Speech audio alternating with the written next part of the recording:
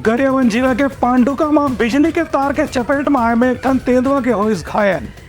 संगे संग फिंगेसर में चीतल के होइस आवे मौत। गरियाबंद जिला के पांडुका वन परिक्षेत्र में तेंदुआ खेत में घायल अवस्था में मिले से उन्हें फिंगेश्वर वन क्षेत्र में हिरण के संदिग्ध हालत में मौत के भी मामला सामने आया है। ऐसे ही स्थानीय ग्रामीण मन के कहना है कि 11 किलोवाट के बिजली तार के चपेट में आए से ही तेंदुआ घायल हो गई से। पांडुका वन क्षेत्र के साकना गांव के मामला है, जहां बिजली के तार काफी नीचे से जाते ही से और तेंदुआ वही तार के संपर्क में आने के बाद घायल हो गई से। फिलहाल ये तेंदुआ प्राथमिक उपचार पर पशु चिकित्सालय में भर्ती कराया गया है, जहां पर हालत खतरा से बाहर बताया गया है। ऐसे फिंगेश्वर वन क्षेत्र के टेमारी मंदिर के पास में एक चीतल के शव संदिग्ध हालत में मिले है। सूचना के बाद वन विभाग की टीम वहां पहुंच के चीतल के पोस्टमार्टम करे बर भेज दे है।